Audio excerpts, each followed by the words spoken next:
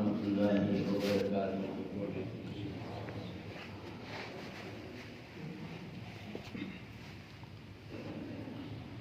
الحمد للہ رب العالمین والصلاة والسلام علی اشرف المرسلین والعاقبۃ للمتقین۔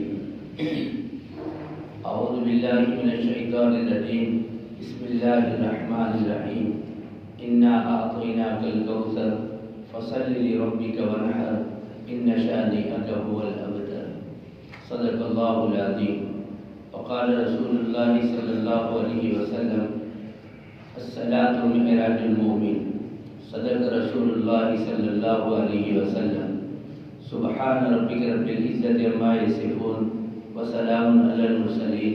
والحمد للہ رب العالمین۔ اللهم صل علی محمد النبی الأمی وعلی آلہ وصحبہ وسلم بعدد کل ذرہ الف مرہ۔ اللهم صل علی محمد النبی الأمی وعلی آلہ وصحبہ وسلم بعدد کل ذرہ الف مرہ۔ اللهم صل علی محمد النبی الأمی وعلی آلہ وصحبہ وسلم بعدد کل ذرہ الف مرہ۔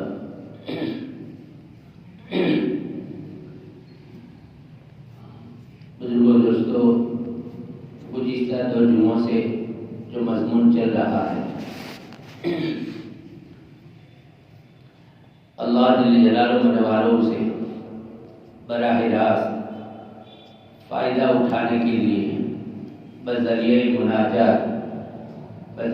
مناجات یا ہم کلامی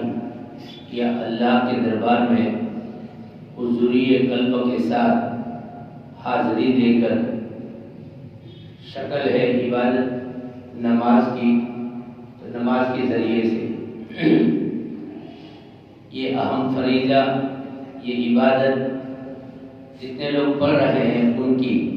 اعلیٰ درجے کی بن جائے، اس مناسبت سے، اس غرض سے یہ باتیں گول گزار کی جاتی ہیں۔ اور ہم کوشش کریں گے،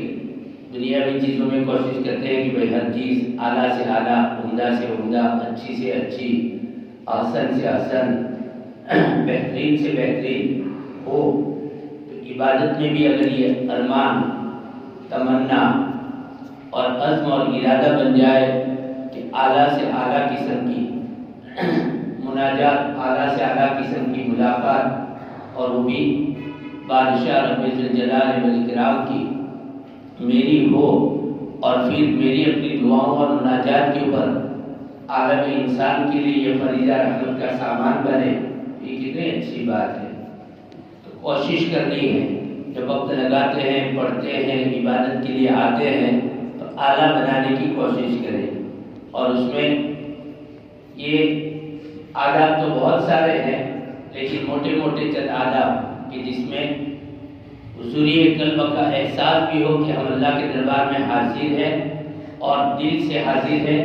اور اللہ سے مناجات کر رہے ہیں۔ تو گزشتہ جو مضمون تھا اس میں کہ بھائی جب اللہ کے دربار میں پیش ہونا ہے، بادشاہ کے سامنے حاضری کے وقت، کوئی بھی بڑے آدمی کے سامنے جب حاضر ہوتے ہیں تو تواضع کا تقاضا، اور اسی طریقے سے یہاں عبدیت کا تقاضا، بندگی کا تقاضا، بیٹھے بیٹھے مناجات کرے، بیٹھے بیٹھے نماز پڑھے۔ اس سے تو افضل یہ ہے کہ جب قیام مستقل رکن اللہ نے بنایا تو میرا بندہ میرے سامنے چند حرکات ایسی دی ہے، جیسے قیام، پھر آدھا جھکنا، پھر پورا جھکنا، پھر تشہد میں بیٹھ کر باقاعدہ من لگا کر مناجات کرنا۔ تو یہ ارکان اللہ نے دیے ہیں، یہ حرکات نماز کی جو اللہ نے دی ہے، تو اس میں اتنی تواضع، آداب وغیرہ کی رعایت ہے کہ اگر ہم ان کو ادا کریں گے تو بہتر۔ اب نفل نماز، سنت نماز میں بیٹھ کر پڑھو، اور ایک ہے کہ عزت اور احترام کی وجہ سے آدمی کھڑا ہو جائے بادشاہ کے سامنے، ذوالجلال والاکرام کے سامنے، ہاتھ باندھے ہوئے ہو، تواضع ٹپک رہی ہو، عاجزی ہو رہی ہو، منت و سماجت کے لیے وہ ادا اللہ کو بھا رہی ہو، اور کھڑے ہو کر اللہ کے دربار میں سورہ فاتحہ جیسی اہم دعا اللہ کے سامنے پیش ہو رہی ہو، تو یہ ادا جو اللہ کو پسند آئے گی، اس کے اوپر کیا ملے گا؟ بیان سے باہر کی چیز ہے۔ لیکن سستائے ہوئے بیٹھ گئے، حالانکہ جوانی ہے، طاقت ہے جسمانی اعتبار سے، اور جب گناہوں کے میدانوں میں دوڑتے ہیں، چلو گناہ نہیں تو باقی بازاروں میں دوڑتے ہیں، تو ایسا لگتا ہے کہ واقعی اس جیسا بہادر دنیا میں کوئی نہیں، لیکن یہاں مسجد میں آ کر 2 رکعت نماز کی نیت باندھتا ہے تو بیٹھ جاتا ہے، بیٹھ کے پڑھتا ہے۔ تو گزشتہ جو ادب کی تعلیم دی گئی، فطر کے بعد کی 2 رکعت کے علاوہ، کیونکہ اس میں وہ مصلحت ہے جو میں نے بیان کی تھی، اس مصلحت کے تقاضے میں بھی بیٹھ کر پڑھو، لیکن مصلحت نہ ہو، عذر نہ ہو، معذور نہ ہو، تو بہتر یہ کہ اللہ کے دربار میں اللہ کے سامنے کھڑے ہو کر نماز پڑھی جائے اور دعا مانگی جائے آخری سانس تک، اے اللہ قیام کی وہ طاقت دے تاکہ ہم صحت مند بھی رہے اور قیام کے ساتھ باادب تواضع اور انکساری کے ساتھ تیرے سامنے منت و سماجت کرتے رہے۔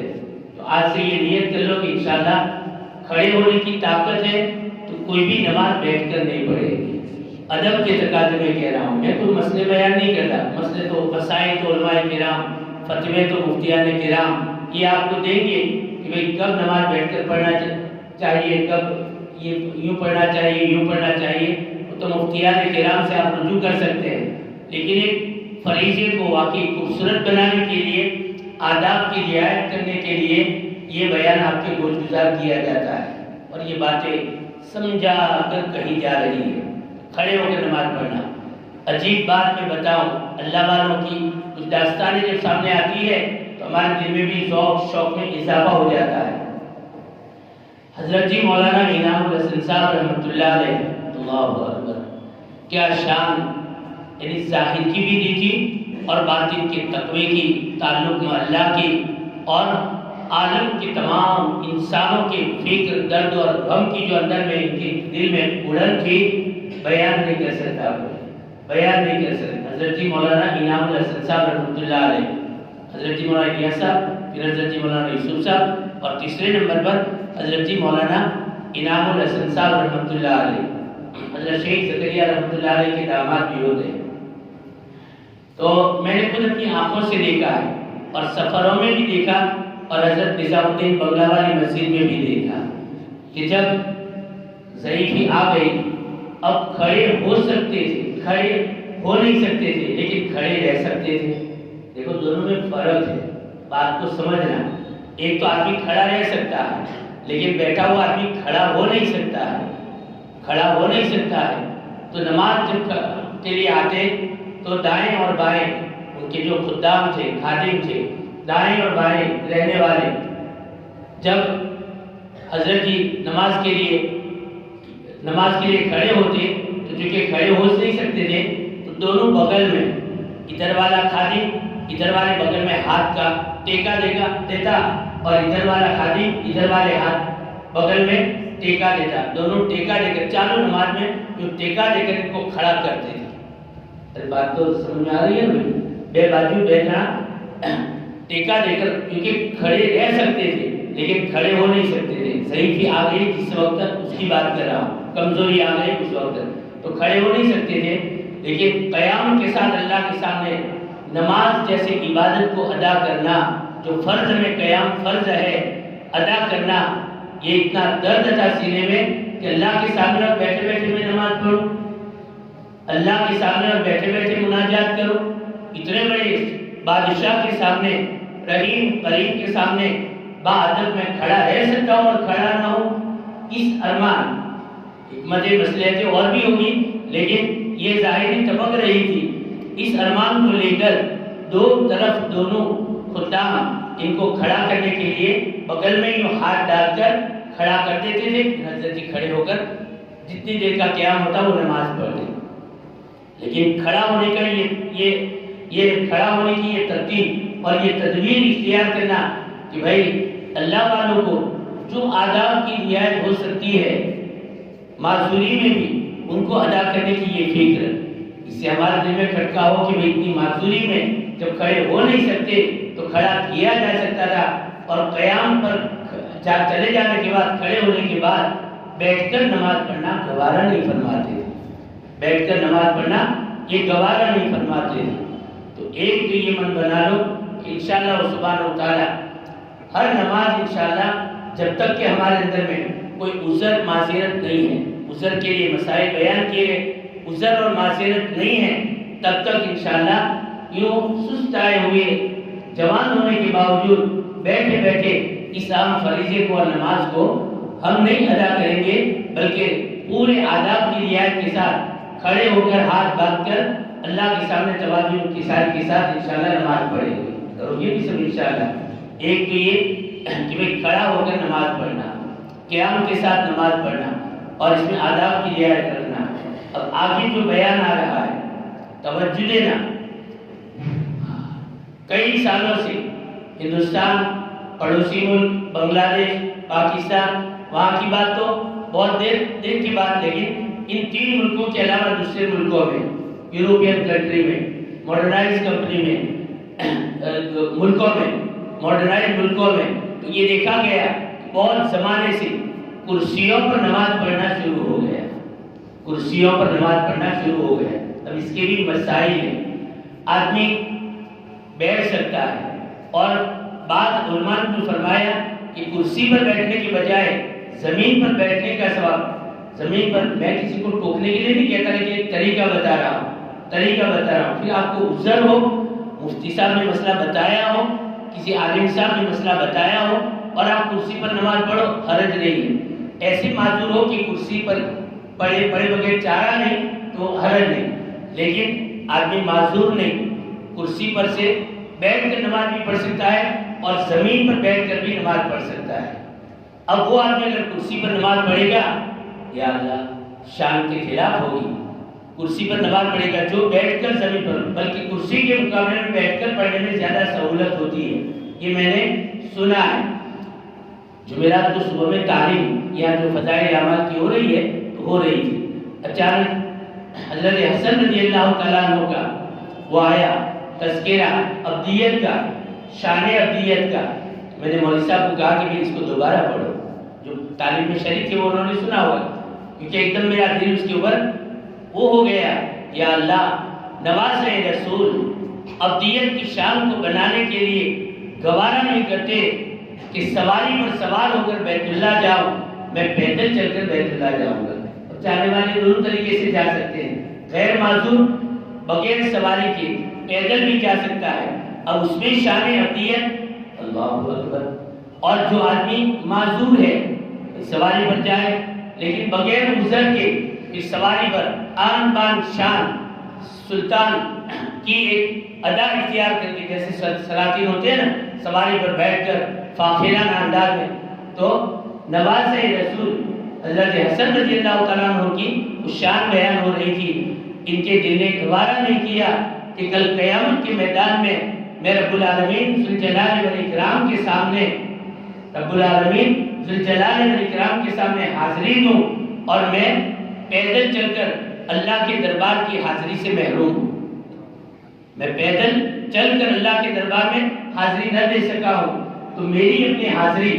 پیدل چل کر تواضع انکساری کے ساتھ اللہ کے دربار میں حاضری کی نامہ اعمال میں ہو اور میں اللہ کے سامنے حاضر ہو کر میرا یہ عمل پیش ہو، یہ میرے لیے بہت سعادت سمجھتا ہوں۔ تو گویا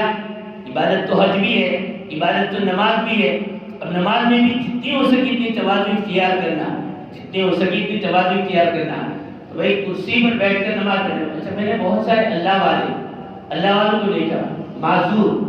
ایسے معذور ہو گئے کہ کھڑے نہیں رہ سکتے، ان کو میں نے دیکھا جن کا تقویٰ اعلیٰ درجے کا، تو ان کو کبھی کرسی پر بیٹھ کر میں نماز پڑھتے نہیں دیکھا ہے، میں صحیح کہہ رہا ہوں، میرا اپنا تجربہ۔ لیکن عام لوگ جبکہ بیٹھ کر آسانی کے ساتھ نماز پڑھ سکتے ہیں پھر بھی کرسی پر بیٹھ جاتے ہیں اور اللہ کے سامنے کرسی پر عبادت کرتے ہیں۔ اب اس میں اور زمین پر بیٹھنے میں تواضع میں فرق ہے، تو اللہ والوں نے فرمایا اور مفتیان کرام نے بھی مسائل میں کہا ہے کہ جب تک کھڑے ہو کر عذر ہو تو بیٹھ کر نماز پڑھ سکتے ہو تو حتی امکان کرسی کا استعمال نہ کرے، یہ ذرا شان ابدیت کے خلاف ہے۔ اور مسائل میں بھی کچھ اس میں باتیں ہیں، وہ تو بعد میں معلوم کر لینا، وقت پورا ہو رہا ہے، لیکن اتنا ذہن میں لے لو، یہ جو عام رواج چل رہا ہے،